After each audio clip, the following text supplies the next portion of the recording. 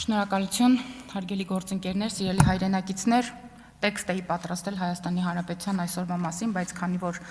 շատ դժվար է չարձագանքել մեր գործընկերներին, տեքստը մեկ ուրիշ անգամ կկարդամ, բայց իմ պարտքն եմ համարում 1-2 կարևոր շեշտադրում անել։ Ուրեմն, սկսենք, պատիվ ունեմ դաշինքի քարտուղարից կամ նախագահից, պարոն Մամիջանյանը ասում է, որ ինքը գլխարկ չի դնում, պարոն Մամիջանյան գլխարկ դրեք, գլխարկից վնաս չկա, առանց վարանելու կրեք այն, հատկապես որ դրսում ձմեռ է, հուսամ նաև այն ձեզ կսազի, մտավախություն ունեիք, որ հնարավոր է չսազի, ասեմ նաև, որ գլխարկի առաջնային ֆունկցիան սազելը կամ չսազելը չի։ Այստեղ պարոն Ավետիսյանը ասում է, որ մենք իբր չենք իրականացրել մեր ծրագրերն ու օրակարգերը հատկապես սոցիալական ոլորտում, անկեղծ ասած հասկանում եմ, որ նրանք ստիպված են սիստեմատիկ եւ մեթոդաբար մոռանալ իրենց օրակարգերի մասին, բայց այստեղ փոքրիկ հիշեցում անեմ, ուրեմն 21 թվականին, երբ մեր ընդդիմությունը եկավ արդեն ազգային ժողով, նրանք պատերը եւ բարձրագործ հայտարարություններով, այսպես ծածանելով հնարավոր բոլոր դրոշները, ասում էին, որ իրենք մի օրակարգ ունեն եւ այսօր չէ վաղը, մյուս օրը ժամը 5-ին, 15 րոպե հետո ամսվա կենտ օրերին իշխանությանը հեռացնում էին ազգային ժողովից եւ առասարակ իշխանությունից։ Ինչպես տեսնում ենք, մենք այսօր այստեղ ենք, բայց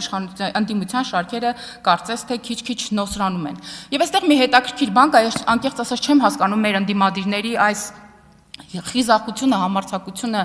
չգիտեմ, դրանք իհարկե ճակերտների մեջ եմ ես ուզում դնել, բայց ես ուզում եմ ուղղակի հանրության ասել, որ երբ 2018 թվականին քաղաքացիական պայմանագիր կուսակցությունը եկավ իշխանության, ուրեմն միայն սոցիալական ոլորտում, աշխատանքի եւ սոցիալական հարցերի նախարարությունում 91 թվականից սկսած, երբ Հայաստանի Հանրապետությունը դարձել էր անկախ պետություն, 287 մանկատան սաների բնակարանի գնման վկայականներ այս նախարարությունը չէր տվել։ Յուրաքանչյուր բնակարանի գնման իրավունքը արժեր 6.3 միլիոն դրամ։ Հարց է առաջանում, այս ընդդիմադիրները, որ ղեկավարել են աշխատանքի եւ սոցիալական հարցերի նախարարությունը երկար տարիներ եւ մի քանի этаպով, ինչպես են իրենց թույլ տալի խոսեն սոցիալական խնդիրների մասին։ Հարգելի ընդդիմադիրներ եւ մասնավորապես Աղբան Վարդանյան եւ օրինակ Թադևոս Ավետիսյան, մանկատան սաների տներն ու փողերը ուր են, գուցե սրան պատասխանեք։ Պարոն Աբրամյանը չգիտես ինչու, որ քաղաքական որջով է տպավորված կամ որ որջին են ամեն օր նրանք զոհաբերություն մատուցում, անկեղծ ասած չգիտեմ, գուցե պարոն Աբրամյանը նոր է կարդացել Մոնթեսումայի դուստրը եւ շատ տպավորված է որջերով, բայց ասեն, որ մեր քաղաքական ուժը որջդ չունի, մենք ունենք քաղաքական առաջնորդ, ով Հայաստանի Հանրապետության վարչապետն է նաեւ։ Այստեղ խոսում են, որ Հայաստանի Հանրապետությունում չկա խոսքի ազատություն։ Ուզում եմ նշել, որ Հայաստանի Հանրապետությունում կա խոսքի ազատություն, ուղղակի Հայաստանի Հանրապետությունում կան մարդիկ, ովքեր պրոբլեմ ունեն այս իրավունքի հետ եւ նրանց խնդիրը պետք է հնարավորինս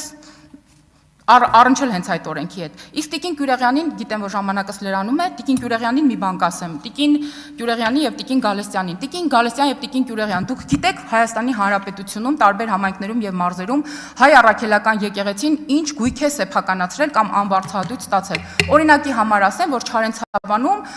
կաթողիկոսը անվարձահատույց վերցրել է, ավարտում եմ, պարոն Ռուբինյան, Կինոյի տունը։ Հիմա ուզում եմ հարց ուղղել։ Կինոյի տանը Կտրիշ Ներսիսյանը ինչ ֆիլմ է ուզում ցուցադրել։ Գործակալ 004-ը, որտեղ խոսվում է Գեղարդի գողության մասին, թե Արշակ Սրբազանի մասին ֆիլմերը։ Հավանիչ տեսանյութը եւ բաժանորդագրվիչ նորությունները բաց չթողնելու համար։